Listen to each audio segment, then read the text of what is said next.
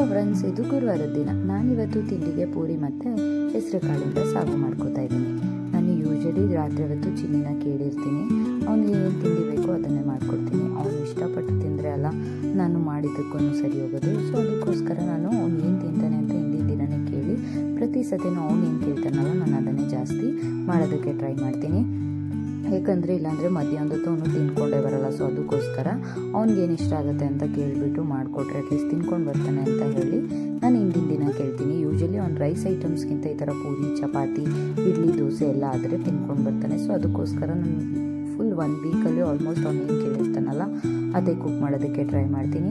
So ಇನ್ನು ನಾನು ಇಲ್ಲಿ ಹೆಸರು ಕಾಳು ಸಾಗುಗೆ ಹೆಸರು ಕಾಳು ಮತ್ತು ಆಲೂಗಡ್ಡೆನ ಇಲ್ಲಿ ಬೇಯೋದಕ್ಕೆ ಇಟ್ಕೋತಾ ಇದ್ದೀನಿ. ಹೆಸರು ಕಾಳನ್ನ ನಾನು ನಿನ್ನೆ ರಾತ್ರಿನೇ ಹಾಕಿಟ್ಟಿದ್ದೆ. ಸೊ ಹಾಕಿಲ್ಲ ಅಂದ್ರೂ ನಡೆಯುತ್ತೆ, ಹೆಸರು ಕಾಳು ಬೇಗ ಬೆಂದ್ಬಿಡುತ್ತೆ. ಸೊ ನಾನು ಇದನ್ನು ಇಲ್ಲಿ ಒಂದು 5-6 ವಿಷಲ್ ಚೆನ್ನಾಗಿ ಕೂಗಿಸ್ಕೊತಾ ಇದ್ದೀನಿ. ಹಾಗೆ ಅದು ಕೂಗುವಷ್ಟರಲ್ಲಿ ಚಪಾತಿ ಹಿಟ್ಟು ಕೂಡ ರೆಡಿ ಮಾಡಿ ಇಟ್ಕೊಂಡ್ಬಿಟ್ರೆ ಪೂರಿ ಮಾಡೋದಕ್ಕೆ ಸರಿ ಹೋಗುತ್ತೆ, ಸಾಫ್ಟ್ ಆಗುತ್ತೆ ಅಂತ ಹೇಳಿಬಿಟ್ಟು ಫಸ್ಟು ಚಪಾತಿ ಹಿಟ್ಟಿಗೆ ರೆಡಿ ಮಾಡಿ ಇಟ್ಬಿಟ್ಟು ಆಮೇಲೆ ಇನ್ನು ಸಾಗುಗೆ ಏನೇನು ಬೇಕಲ್ಲ ಅದನ್ನೆಲ್ಲ ಕಟ್ ಮಾಡಿ ಇಟ್ಕೊಂಡಿದ್ದೀನಿ. ಅದಕ್ಕೆ ಇಲ್ಲಿ ಒಂದು ಈರುಳ್ಳಿ, ಹಾಗೆ ಒಂದು ಟೊಮ್ಯಾಟೊ, ಒಂದು 6-7 ಹಸಿಮೆಣಸಿನ್ಕಾಯಿ, ಹಾಗೆ ಕರಿಬೇವನ್ನ ಕಟ್ ಮಾಡಿ ಇಟ್ಕೊಂಡಿದ್ದೀನಿ. ಇನ್ನು ಚಿನ್ನಿ ಸ್ನ್ಯಾಕ್ಸ್ ಬಾಕ್ಸ್ಗೆ ಇವತ್ತು ಬಾಳೆಹಣ್ಣು ಹಾಕ್ತಾಯಿದ್ದೀನಿ. ಸೊ ಅದು ಚಿಕ್ಕ ಬಾಕ್ಸಲ್ಲಿ ಆಗಲಿಲ್ಲ ಅಂತ ಹೇಳಿಬಿಟ್ಟು ನಾನಿವತ್ತು ಅದಕ್ಕೆ ಪೂರಿ ಹಾಕೋಣ, ಇದಕ್ಕೆ ಸ್ನ್ಯಾಕ್ಸ್ ಹಾಕೋಣ ಅಂತ ಹೇಳಿಬಿಟ್ಟು ಇದಕ್ಕೆ ನಾನು ಬನಾನಾ ಹಾಕಿ ಎತ್ತಿದ್ದೆ. ಸೊ ಬೆಳಗ್ಗೆ ಇವತ್ತು ನನಗೆ ಶೆಡ್ಯೂಲ್ ಹೆಂಗೆ ಇರುತ್ತೆ ಅಂದರೆ ತುಂಬ ಹೆಕ್ಟಿಕ್ ಆಗಿರುತ್ತೆ. ಬ್ಯಾಕ್ ಟು ಬ್ಯಾಕ್ ಕೆಲಸ ಮಾಡ್ತಾನೆ ಇರಬೇಕು. ಹಾಗೆ ಚಿನ್ನಿಗೆ ರೆಡಿ ಮಾಡಬೇಕು. ಅವನು ನಾನು ಹೇಳಿಲ್ಲ ಅಂದರೆ ಅವನು ಬೇಗ ರೆಡಿನೇ ಆಗೋಲ್ಲ. ಸೊ ಬೆಳಗ್ಗೆ ಇವತ್ತು ಮಾತ್ರ ತುಂಬ ಟೈಟ್ ಅಂತಲೇ ಹೇಳ್ಬೋದು. ಚಿನ್ನಿ ಸ್ಕೂಲ್ಗೆ ಹೋದ್ಮೇಲೆ ಹೋಲ್ ಡೇ ನಾನು ಆರಾಮಾಗೇ ಇರ್ತೀನಿ, ಏನೂ ಕೆಲಸನೇ ಇರೋದಿಲ್ಲ. ಇನ್ನು ನಾನು ಇಲ್ಲಿ ಹೆಸರು ಕಾಳು ಬೆಂದಿತ್ತು. ಸೊ ಅದಕ್ಕೆ ಒಗ್ಗರಣೆ ಮಾಡ್ಕೊತಾ ಇದ್ದೀನಿ. ಅದಕ್ಕೆ ಒಂದು 2 ಟೇಬಲ್ ಸ್ಪೂನಷ್ಟು ಎಣ್ಣೆ ಹಾಕ್ಕೊಂಡು ಸಾಸಿವೆ, ಜೀರಿಗೆ, ಹಸಿಮೆಣಸಿನ್ಕಾಯಿ, ಕರಿಬೇವು ಮತ್ತು ಈರುಳ್ಳಿ ಇರ್ತಲ್ಲ ಅದನ್ನು ಕಟ್ ಮಾಡಿ ಇಟ್ಕೊಂಡಿದ್ನಲ್ಲ, ಸೊ ಅದನ್ನೆಲ್ಲ ಹಾಕ್ಕೊಂಡು ಇಲ್ಲಿ ಹುರ್ಕೋತಾ ಇದ್ದೀನಿ.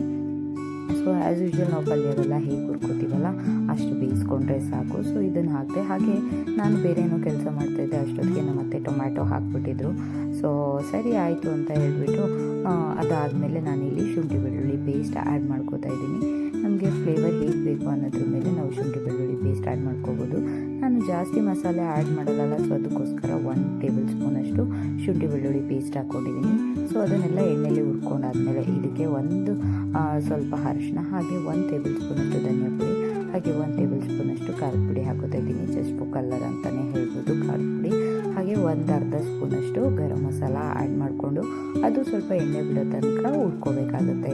ಇದರಲ್ಲೇ ಈರುಳ್ಳಿ ಮತ್ತು ಟೊಮೆಟೊ ಎಲ್ಲ ಹಾಕಿರ್ತೀವಲ್ಲ, ಸೊ ಅದ್ರ ಜೊತೆನೇ ಹುರ್ಕೋಬೇಕು.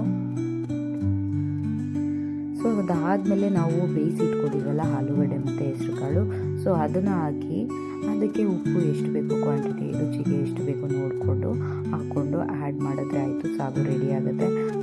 ಬೇಗ ಆಗುತ್ತೆ ಅಂತಲೇ ಹೇಳ್ಬೋದು. ಬೆಳಗ್ಗೆ ಹೊತ್ತು ಈ ಥರ ಎಲ್ಲ ಮಾಡಿಕೊಂಡ್ರೆ ಈಸಿ ಆಗುತ್ತೆ ಅಂತ ಹೇಳ್ಬೋದು. ನೋಡಿ ನಾನು ಇದು ಚೌಟಲ್ಲೇ ನಾನು ಆಲೂಗಡ್ಡೆ ಒಂದು ಸ್ವಲ್ಪ ಚಿಕ್ಕ ಚಿಕ್ಕದಾಗಿ ಕಟ್ ಮಾಡಾಕೊಂಡಿದ್ದೆ, ಯಾವುದೇ ಸ್ಮ್ಯಾಶ್ ಆಗಿರಲಿಲ್ಲಲ್ಲ. ಸೊ ಹಾಗೆ ಅಲ್ಲೇ ಕಟ್ ಮಾಡಿ ಇಟ್ಕೋತಾ ಇದ್ದೀನಿ. ಬೆಳಗ್ಗೆ ಆಗಿರೋದ್ರಿಂದ ಅತ್ತೆ ಮಾವ ಎದ್ದಿರ್ತಾರೆ. ಸೊ ಅವ್ರಿಗೆ ಅಂತ ಹೇಳಿಬಿಟ್ಟು ನಾನು ಒಂದು ಕಡೆ ಕಾಫಿ, ಇನ್ನೊಂದು ಕಡೆ ಹಾಲು ಎಲ್ಲ ಮಾಡಿಕೊಂಡು ರೆಡಿ ಮಾಡ್ಕೋತೀನಿ. 4 ಸ್ಟವ್ ಇರೋದ್ರಿಂದ ಸೊ ನನಗೆ ಕೆಲಸಗಳು ಬೇಗ ಆಗುತ್ತೆ.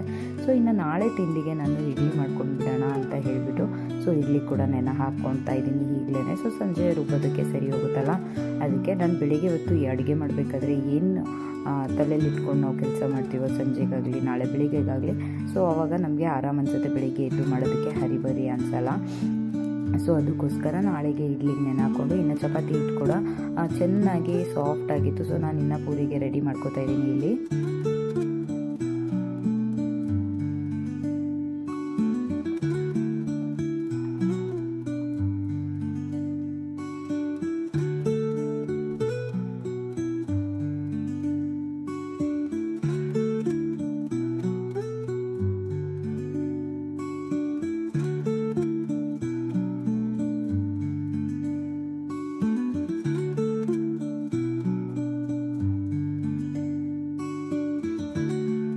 ಚಿನ್ನಿ ರೆಡಿಯಾಗಿ ಬಂದಮೇಲೆ ನಾನು ಅವನಿಗೆ ಬಿಸಿ ಬಿಸಿ ಪೂರಿ ಮಾಡಿಕೊಡ್ತಾ ಇದ್ದೀನಿ. ಆಂಟಿನೂ ಅಷ್ಟೊತ್ತಿಗೆ ಬಂದಿರ್ತಾರೆ. ಬೆಳಗ್ಗೆ ಹೊತ್ತು ಒಂದು 7 ಗಂಟೆಗೆಲ್ಲ ನಮ್ಮ ಮನೇಲಿ ಪೂಜೆ ಆಗುತ್ತೆ. ಸೊ ಬೇಗನೆ. ಸೊ ಅದಕ್ಕೋಸ್ಕರ ಆಂಟಿನೂ ಬೆಳಗ್ಗೆ ಬಂದು ಬೇಗ ಕಸ ಗುಡಿಸಿ ಒರೆಸಿ ಕೊಡ್ತಾರೆ. ನಮ್ಮ ಮನೆ ಎದುರುಗಡೆ ಇರೋದಕ್ಕೆ ಆಂಟಿ ಸ್ವಲ್ಪ ಬೇಗನೆ ಬರ್ತಾರೆ ಅಂತ ಹೇಳ್ಬೋದು.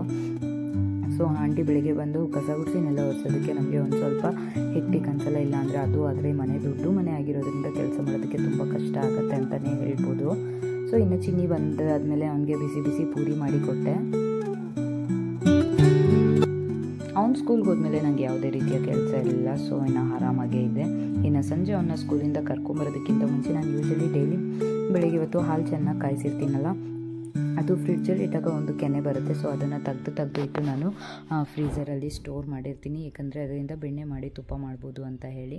ಸೊ ಇವತ್ತು ತುಪ್ಪ ಮಾಡ್ಕೊಂಡ್ಬಿಡೋಣ ಅಂತ ಹೇಳಿಬಿಟ್ಟು ಬೆಳಿಗ್ಗೆನೇ ನಾನು ಕೆನೆನ ಫ್ರೀಝರಿಂದ ತೆಗೆದಿಟ್ಟಿದ್ದೆ, ಇಲ್ಲಾಂದರೆ ಅದು ರುಬ್ಬೋದಕ್ಕೆ ಕಷ್ಟ ಆಗುತ್ತೆ ಅಂತ ಹೇಳಿಬಿಟ್ಟು.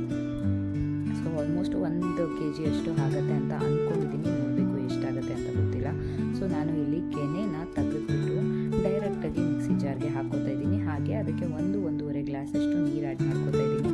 ಸೊ ನಮ್ಮ ಮನೆಯಲ್ಲಿ ಇದಕ್ಕೆ ಎಟ್ಟೋಗಿದೆ ಅಂತ ಹೇಳಿದೆ ಅಲ್ಲ ಫಿಲ್ಟರು, ಸೊ ಅದಕ್ಕೋಸ್ಕರ ಇಲ್ಲಿ ಬಟ್ಲಲ್ಲಿ ಈ ಥರ ಆ್ಯಡ್ ಮಾಡಿ ಇಟ್ಕೊಂಡಿದ್ದೀನಿ. ಈ ನನ್ನ ಚಿನ್ನಮ್ಮ ಬಂದಿದ್ದ ತಕ್ಷಣ ಚಿಕ್ಲೇಟ್ನ ಮಿಸ್ಸೇ ಮಾಡಲ್ಲ ಅವನ ಜೊತೆ. ಅದ್ರ ಜೊತೆ ಸ್ವಲ್ಪ ಹೊತ್ತು ಅವ್ನು ಟೈಮ್ ಸ್ಪೆಂಡ್ ಮಾಡ್ತಾನೆ.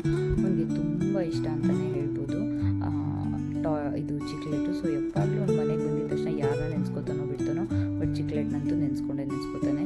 ಸೊ ನಾನು ಇಲ್ಲಿ ನೀರು ಆ್ಯಡ್ ಮಾಡಿಕೊಂಡು ಅದನ್ನು ಆ್ಯಸ್ ಯೂಶುವಲ್ ನಾವು ಮಜ್ಜಿಗೆ ಮಾಡ್ಕೋತೀವಿ ಅಲ್ಲ, ಸೊ ಅದೇ ಥರ ರುಬ್ಕೊಂಡ್ರೆ ಆಗುತ್ತೆ ಅಷ್ಟೇ.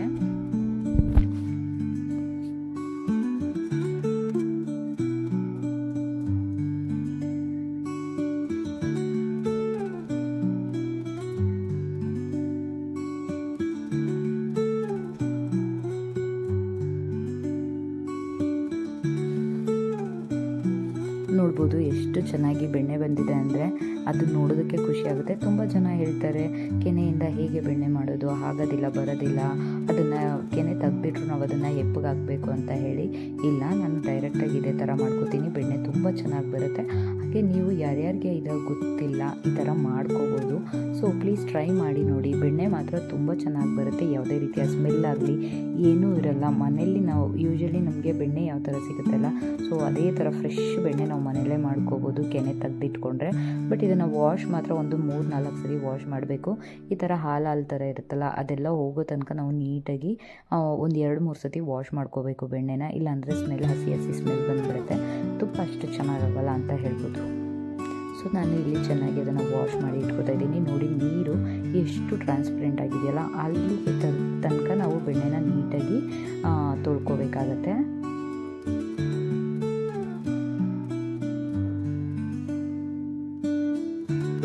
ನಾನು 1-1.5 ತಿಂಗಳಿಂದ ಕೆನೆ ತೆಗೆದಿಟ್ಟಿದ್ದೆ. ಸೊ ಆಲ್ಮೋಸ್ಟ್ ನನಗೆ 1 kg ಅಷ್ಟು ತುಪ್ಪ ಆಗಿತ್ತು. ಸೊ ಈ ಥರ ನಾವು ಬೆಣ್ಣೆ ತೆಗೆದಿಟ್ಕೊಂಡು ಇದನ್ನು ನಾನು ಇನ್ನೊಂದು ತಪ್ಪಲೆಗೆ ಟ್ರಾನ್ಸ್ಫರ್ ಮಾಡಿಕೊಂಡು ಇದನ್ನು ಕಾಯೋದಕ್ಕೆ ಇಟ್ಕೋತಾ ಇದ್ದೀನಿ. ತುಂಬ ಜಾಸ್ತಿ ಕೆನೆ ಇತ್ತಲ್ಲ, ಸುಮ್ಮನೆ ಮಿಕ್ಸಿ ಹಾಳಾಗ್ಬಿಡ್ಬೋದು ಅಂತ ಹೇಳಿ ನಾನು ಸ್ವಲ್ಪ ರುಬ್ಕೊಂಡು 2 ಸತಿ ಬೆಣ್ಣೆ ತಕ್ಕೊಂಡೆ. ಸೊ ಇಲ್ಲಿ 2 ಸತಿನೂ ನೀಟಾಗಿ ವಾಶ್ ಮಾಡ್ಕೋತಾ ಇದ್ದೀನಿ.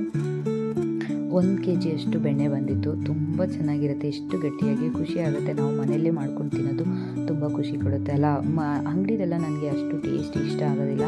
ಹಾಗೆ ನನ್ನ ಮಕ್ಕಳಿಗೆಲ್ಲ ಮನೆಯದೇ ಮಾಡಿ ಕೊಟ್ಟರೆ ಒಳ್ಳೆಯದಲ್ಲ ಬೆಣ್ಣೆ. ಸೊ ಅದಕ್ಕೋಸ್ಕರ ನಾನು ಈ ಥರ ತೆಗೆದಿಟ್ಕೋತೀನಿ. ಹಾಲನ್ನ ಚೆನ್ನಾಗಿ ಕುದ್ದಷ್ಟು ನಮಗೆ ಕೆನೆ ಚೆನ್ನಾಗಿ ಗಟ್ಟಿಯಾಗಿ ಸಿಗುತ್ತೆ. ಬಟ್ ಅದನ್ನು ಫ್ರಿಜ್ಜಲ್ಲಿ ಸ್ಟೋರ್ ಮಾಡಿದ್ರೆ ಕೆನೆ ಗಟ್ಟಿಯಾಗೇ ಇರುತ್ತೆ. ಇನ್ನು ನೋಡಿ ಮಧ್ಯದಲ್ಲಿ ಚಿನ್ನಿಮ್ಮ ಬಂದು ಡಿಸ್ಟರ್ಬ್ ಮಾಡ್ತಾನೆ ಇದ್ದಾನೆ, ಏನಿದು ಏನು ಮಾಡ್ತಾಯಿದ್ದೀರಾ ನೀವು ಅಂತ ಹೇಳಿ. ಅವನಿದ್ದಾಗಂತೂ ಯಾವ ಕೆಲಸನೂ ಮಾಡೋಕ್ಕಾಗಲ್ಲ, ಅವನ ಜೊತೆನೇ ಟೈಮ್ ಸ್ಪೆಂಡ್ ಮಾಡಬೇಕಾಗತ್ತೆ. ಸೊ ಈ ಥರ ನಾವು ಒಂದು 3-4 ಸತಿ ವಾಶ್ ಮಾಡಿದ್ರೆ ಅದು ನೀರು ಫುಲ್ಲು ಟ್ರಾನ್ಸ್ಫರ್ ಆಗಿ ಬರೋ ತನಕ ನೀಟಾಗಿ ವಾಶ್ ಮಾಡಿಕೊಂಡ್ರೆ ಬೆಣ್ಣೆ ಆಯಿತು, ಬೆಣ್ಣೆ ರೆಡಿ ಆಗುತ್ತೆ. ಸೊ ಇದನ್ನು ಕಾಯಿಸ್ಕೊಳ್ಳೋದಂತೂ ತುಂಬಾ ಈಸಿ ಅಂತ ಹೇಳ್ಬೋದು. ನಾನು ಇಲ್ಲಿ ಬೆಣ್ಣೆ ಎಲ್ಲ ತೆಗೆದಿಟ್ಕೊಂಡಾದ್ಮೇಲೆ ಇನ್ನೊಂದು ಬಟ್ಲಿಗೆ ಅದನ್ನು ಟ್ರಾನ್ಸ್ಫರ್ ಮಾಡಿಕೊಂಡೆ. ಯಾಕಂದರೆ ಇದು ಬಟ್ಲು ಬಂದು ಚಿಕ್ಕದಾಗಿತ್ತು, ಹುಕ್ಕು ಬಿಡುತ್ತೆ. ಸ್ವಲ್ಪ ಅಗಲ ಪಾತ್ರೆ ಇರೋದು ಮತ್ತು ದಪ್ಪ ಇರೋದನ್ನು ಇಟ್ಕೋಬೇಕು. ಯಾಕಂದರೆ ಇದು ಸ್ವಲ್ಪ ತಳ ಸಿಹಿಯತ್ತೆ ಬೆಣ್ಣೆ ಅಲ್ಲ. ಸೊ ನೀರಿನ ಅಂಶ ಇರೋದೆಲ್ಲ ಹೋಗೋ ತನಕ ನಾವು ಕಾಯಿಸ್ಕೊಂಡ್ರೆ ಎಲ್ಲ ತುಪ್ಪ ಆಗೋದು. ಸೊ ಅದಕ್ಕೋಸ್ಕರ ನಾವು ಸ್ವಲ್ಪ ದೊಡ್ಡ ತಪ್ಪಲೆ ಅಂದರೆ ತಳ ಜಾಸ್ತಿ ಗಟ್ಟಿ ಇರೋಂಥದ್ದನ್ನು ಇಟ್ಕೊಂಡ್ರೆ ಒಳ್ಳೆಯದು. ಸೊ ಅದಕ್ಕೋಸ್ಕರ ನಾನು ಇಲ್ಲಿ ಈ ಥರ ಒಂದು ಬಟ್ಲಲ್ಲಿ ಎಲ್ಲ ಬೆಣ್ಣೆ ಸ್ಟೋರ್ ಮಾಡಿ ಇಟ್ಕೊಂಡಿದ್ನಲ್ಲ, ಅದು ಸ್ವಲ್ಪ ತೆಳುವಾಯಿತು. ಸೊ ಅದಕ್ಕೋಸ್ಕರ ಫಸ್ಟ್ ಇಟ್ಟೆ. ಬಟ್ ಅದು